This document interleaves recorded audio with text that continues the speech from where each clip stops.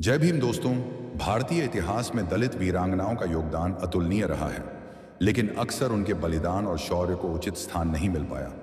इन दलित वीरांगनाओं ने न केवल स्वतंत्रता संग्राम में महत्वपूर्ण भूमिका निभाई, बल्कि सामाजिक न्याय और समानता के लिए भी संघर्ष किया। कई दलित वीरांगनाओं ने अपने अदम्य साहस और दृढ़ संकल्प से इतिहास में अपना नाम दर्ज कराया। आदिवासी समाज की दो बहनें, जिन्होंने 21 अंग्रेजों को मौत के घाट उतार दिया था। दोस्तों, वीडियो में आगे बढ़ने से पहले हम चाहेंगे कि हमारे साथ वीडियो में अंत तक बन रहें और वीडियो को लाइक, कमेंट और शेयर करना ना भूलें। तो दोस्तों, पहले हम आपको कुछ प्रमुख दलित वीरांगनाओं के योगदान और उनके संघर्ष के बारे में बात करेंगे। पहले हम बात करते हैं वीरांगना झलकारी बाई की।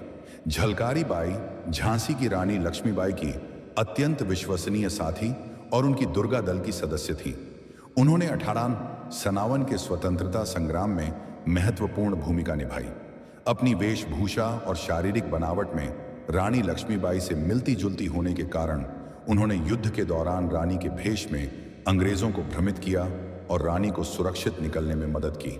उनका साहस और बलिदान आज भी प्रेरणा देता है। नंबर 2, वीरांगना उदा देवी पासी। उदा देवी पासी 1857 की सिपाही विद्रोह में लखनऊ के सिकंदर बाग में उन्होंने अंग्रेजों से जमकर लोहा लिया। वे अवध की बेगम हजरत महल की महिला सेना की प्रमुख थीं। एक पेड़ पर छिपकर उन्होंने कई अंग्रेज सैनिकों को मार गिराया, जब तक कि उनकी गोली और गोला बारूद खत्म नहीं हो गए। उनके नेतृत्व में कई अन्य दलित महिलाओं ने भी इस युद्ध में महत्वपूर्ण भूमिका निभाई। अब हम बात करते हैं वीरांगना कुइली की। वीरांगना कुइली दक्षिण भारत की एक महान वीरांगना, जो रानी वेलू नचियार की सेना की कमांडर इन चीफ थी। उन्होंने अंग्रेजों के हथियार डिपो को नष्ट करने के लिए अपने शरीर पर तेल लगाकर खुद को आग लगा ली थी, जो उनके असाधारण साहस और बलिदान को दर्शाता है। उनका नाम दक्षिण भारत के इतिहास में एक महत्वपूर्ण स्थान रखता है। दलित वीरांगना महाबीरी देवी, जिनका आज तक छुपाया गया, 1857 के स्वतंत्रता संग्राम में मुजफ्फरनगर में अपने समाज की 22 से 23 अन्य महिलाओं के साथ मिलकर अंग्रेजों के खिलाफ संघर्ष किया और शहीद हुई। उन्होंने अन्याय के खिलाफ आवाज उठाई और अपनी जान की बाजी लगा दी। आशा देवी गुर्जर। 1857 की क्रांति में आशा देवी गुर्जर के नेतृत्व में सैकड़ों दलित वीरांगनाओं ने अंग्रेजों से लड़ते हुए अपनी शहादत दी।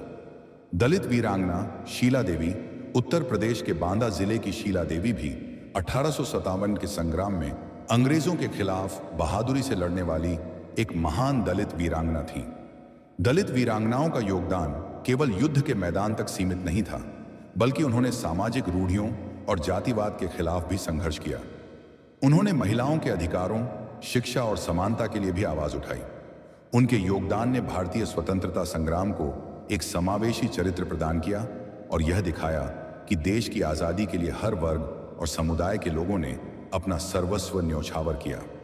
आज भी इन वीरांगनाओं की कहानियां हमें अपने इतिहास को अधिक व्यापक और समावेशी तरीके से समझने के लिए प्रेरित करती हैं।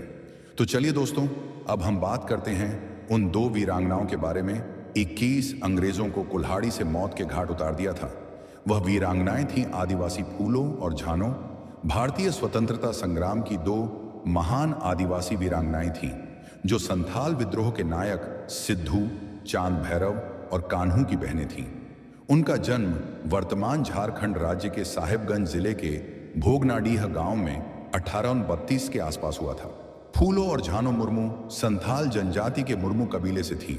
वे अपने 4 भाइयों सिद्धू, कान्हू, चांद और भैरव से छोटी थीं। उनका परिवार पारंपरिक आदिवासी जीवन जीता था, लेकिन ब्रिटिश शासन और जमींदारों सूदखोरों के अत्याचारों ने उन्हें विद्रोह करने के लिए मजबूर कर दिया।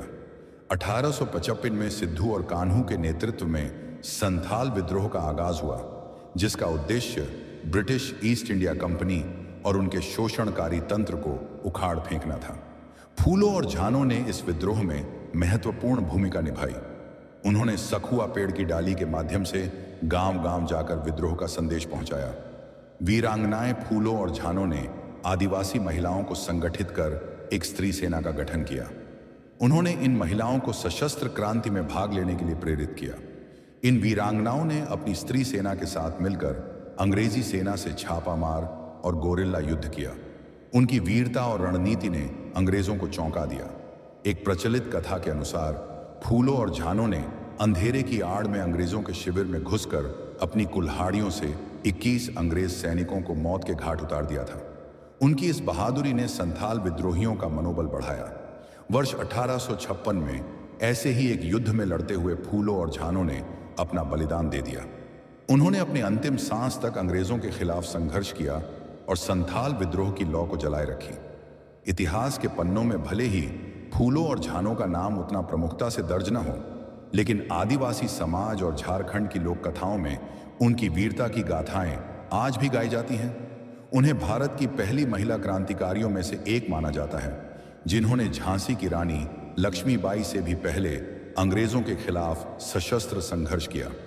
झारखंड सरकार ने उनकी स्मृति में फूलो और झानो मेडिकल कॉलेज अस्पताल 2019 में दुमका जिले के दीघी गांव में उनकी स्मृति में एक मेडिकल कॉलेज अस्पताल की स्थापना की गई और फूलो झानो Murmu college of dairy technology Dumka के हंसडीहा में बिरसा एग्रीकल्चर यूनिवर्सिटी के तहत एक डेयरी टेक्नोलॉजी कॉलेज का नाम भी उनके नाम पर रखा गया है। दुमका के बाईपास मोड़ पर उनकी आदमकद मूर्तियां उनके बलिदान की गौरव गाथा को बयां करती हैं। फूलो और झानो मुर्मू भारतीय स्वतंत्रता संग्राम की उन गुमनाम नायिकाओं में से हैं, जिनकी बहादुरी और बलिदान ने आदिवासी अधिकारों की रक्षा में महत्वपूर्ण यह भूमिका निभाई और बाद में संथाल परगना टेनेंसी एक्ट 1856 जैसे कानूनों के निर्माण की नींव रखी, जिसने आदिवासी भूमि के हस्तांतरण को प्रतिबंधित किया।